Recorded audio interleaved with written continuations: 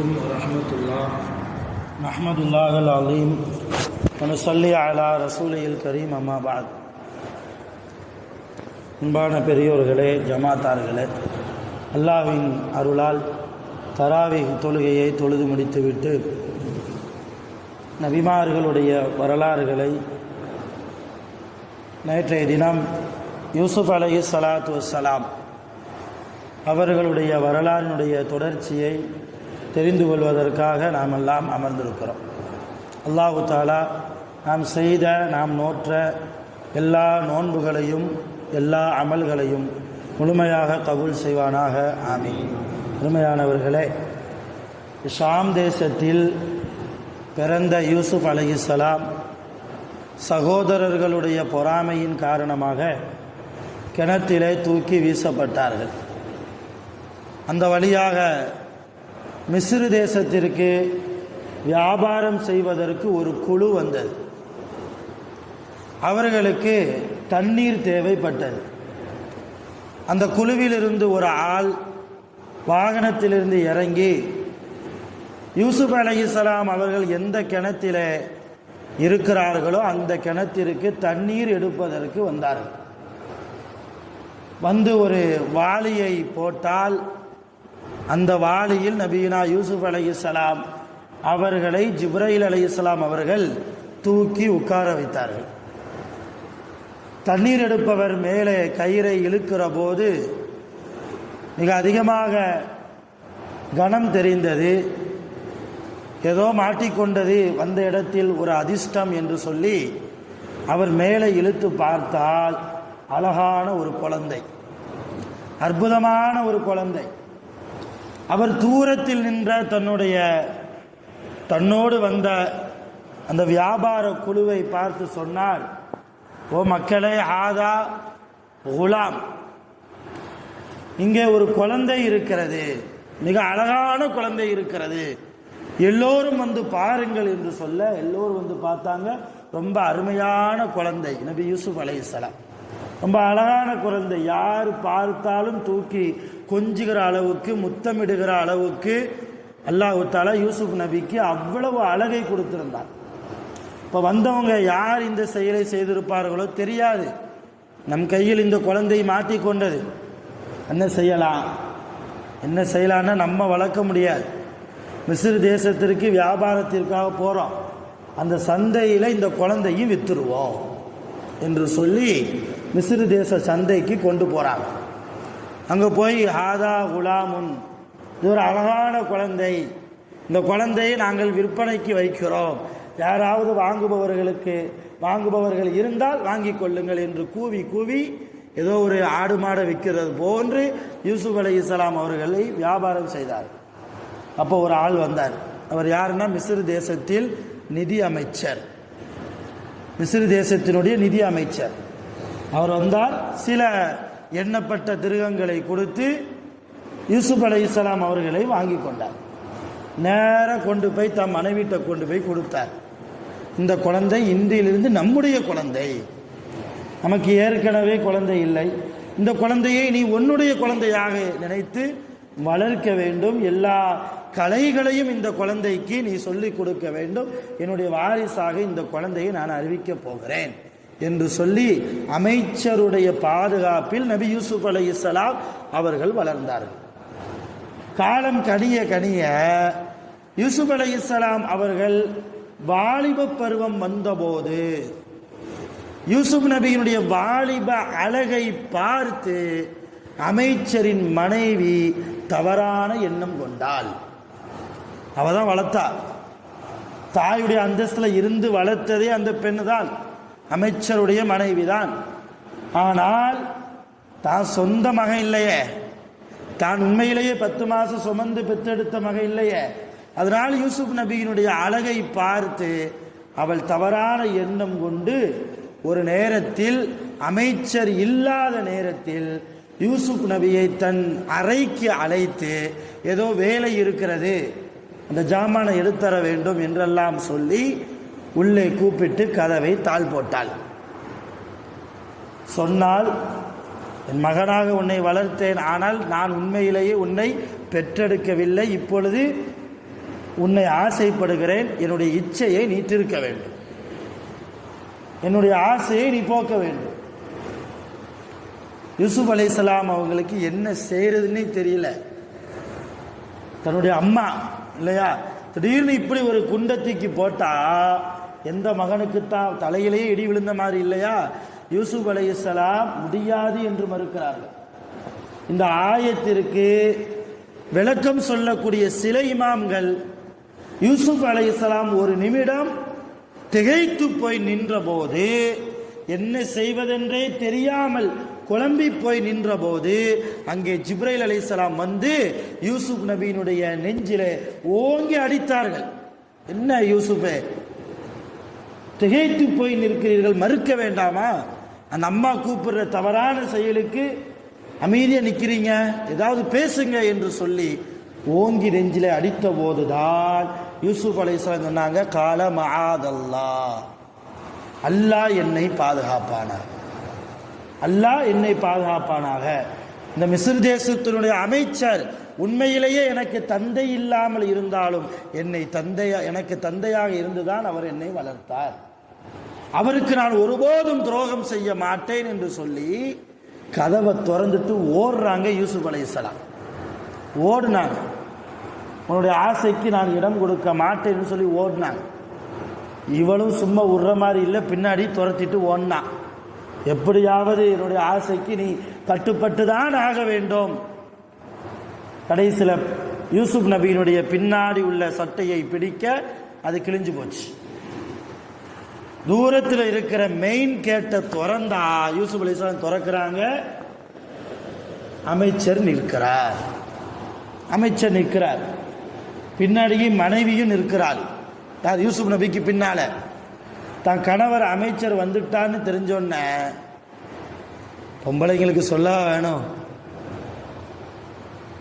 உடனே அழுது ஆர்ப்பாட்டம்.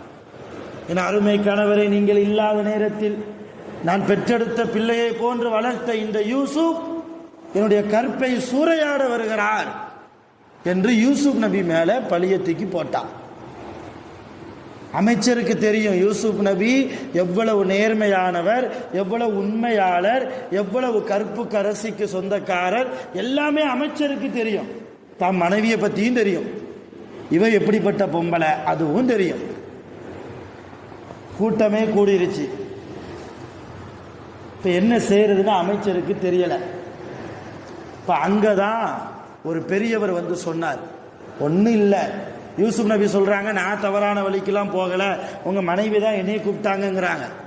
மனைவி சொல்கிறா, இல்லை இல்லை நான் எப்படி அப்படி செய்வேன், அவர் தான் இந்த மாதிரி காரியத்துக்கு என்னை வற்புறுத்துகிறார். இப்படி மாறி மாறி சொல்லிக்கிட்டு இருக்கும்போது அந்த கூட்டத்தில் ஒரு பெரியவர் அவர் சொன்னார், ஒன்றும் இல்லை, யூசுப் நபியினுடைய சட்டையில் பின்னால் கிழிஞ்சிருக்கு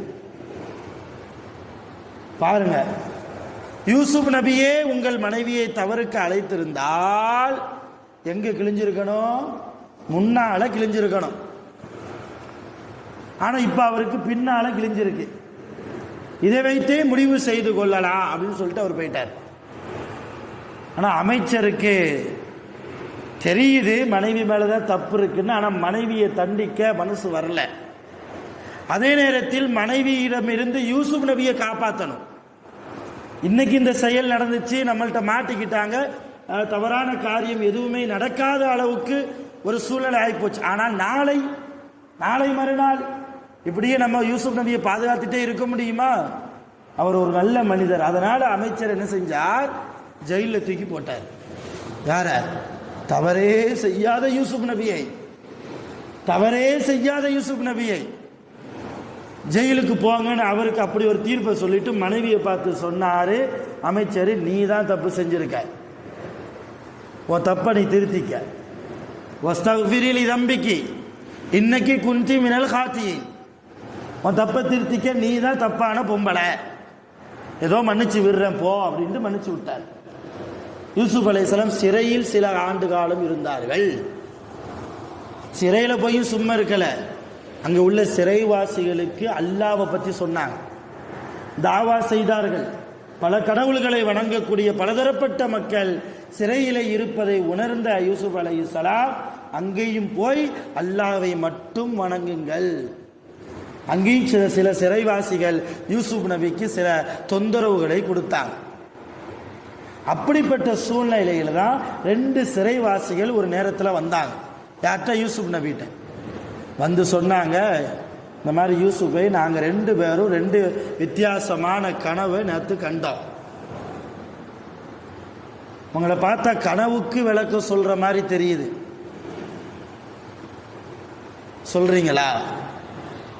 யூசுப் நபி கேட்டாங்க, என்ன கனவு? ஒரு ஆள் சொன்னாரு, இன்னி ஆசி ஹம்ரா, நான் ஏதோ திராட்சை பழத்தை பிழிஞ்சி அதிலிருந்து சாராயத்தை எடுத்து யாருக்கோ ஊத்தி கொடுக்கிற மாதிரி ஒரு கனவு கண்டேன். இன்னொருவர் சொல்றாரு, என் தலை மேல ரொட்டி துண்டுகள் நான் அடுக்கி வைத்திருந்தேன், அந்த ரொட்டிகளை எல்லாம் பறவைகள் கொத்தி கொத்தி சாப்பிடுவது போன்று ஒரு கனவு. இதெல்லாம் அம்புலி மாமா கதை இல்லை, குரான் ஆயத்து. இப்ப யூசுப் நபி சொன்னாங்க, நான் கனவுக்கு விளக்க சொல்றேன், இப்ப மதிய சாப்பாடு நேரம், இந்த சாப்பாடு வர்றதுக்குள்ள உங்களுக்கு நான் விளக்க சொல்லிடுவேன், ஆனால் இந்த விளக்கம் எனக்கு யார் தந்தா என்பதை நான் உங்களுக்கு சொல்ல விரும்புகிறேன் என்று சொல்லி அல்லாஹ்வை பற்றி சொன்னாங்க. நீங்கள் அதை வணங்குறீங்க, இதை வணங்குறீங்க, அல்லாஹ்வை மட்டும்தான் வணங்கணும், அவனுக்கு எந்த நேரத்திலும் துரோகம் செய்து விடக்கூடாது, அவனுடைய பயத்திலேயே வாழ வேண்டும், உலகத்தில் எந்த மூலையில் இருந்தாலும் தக்வா, இஹ்லாஸ், நல்ல தூய்மையான எண்ணம் உங்களுக்கு வர வேண்டும் என்று கனவுக்கு விளக்கம் சொல்றதுக்கு முன்னால நல்ல உபதேசங்களை செஞ்சுட்டு விளக்கம் சொன்னாங்க. என்ன விளக்கம்? சாராயத்தை பிரிஞ்சு கொடுக்குற மாதிரி கனவு கண்டார் இல்லையா, அவரை கூப்பிட்டு சொன்னாங்க, ஜெயிலை விட்டு நீ ரிலீஸ் ஆகி போவ, நேரம் எங்க போவன்னா இந்த மிஸ்ர் தேசத்தினுடைய அரசருக்கு பணியாளராக உனக்கு பணி கொடுக்கப்படும். என்ன பணி? சாராயத்தை ஊற்றி கொடுக்கணும். அவர் கேட்கும் போதெல்லாம் பக்கத்தில் உட்காந்துட்டு ஊற்றி ஊற்றி கொடுக்கணும்.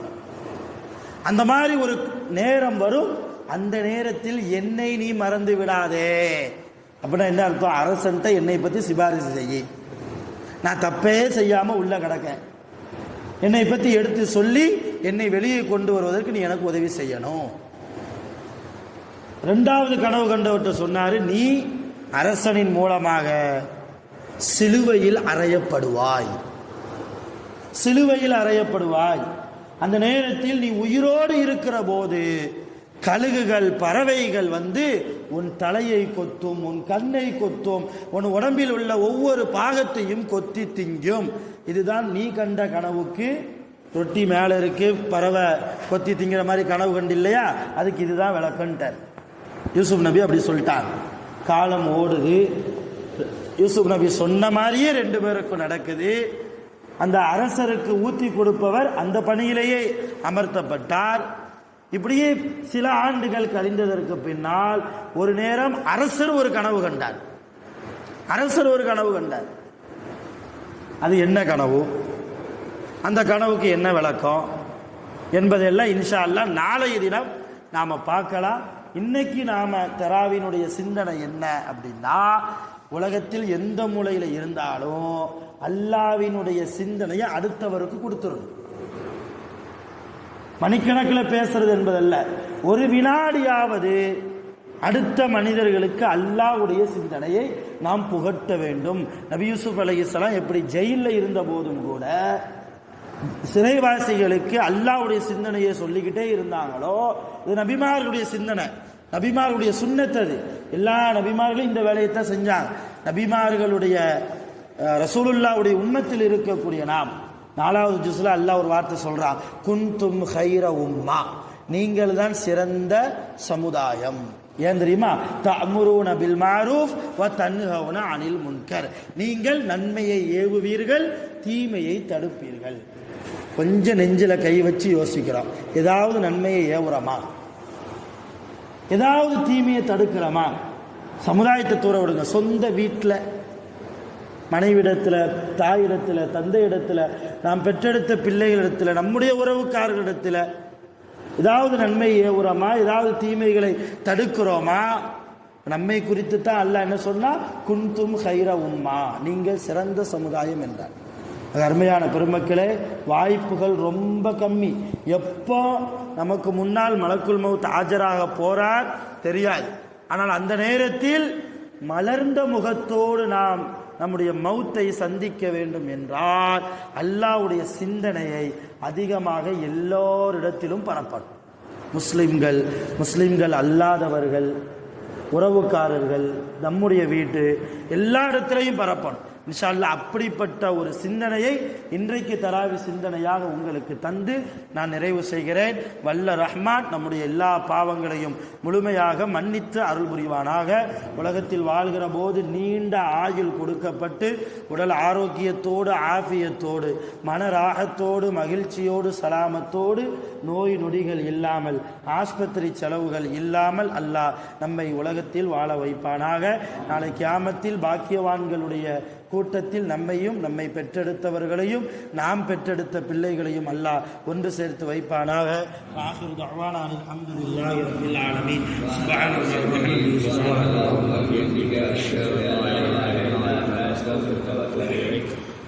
سبحان ربك رب العزة عما يصفون والسلام على المرسلين والحمد لله رب العالمين. صلى الله على محمد صلى الله عليه وسلم. صلى الله على محمد صلى الله عليه وسلم. صلى الله على محمد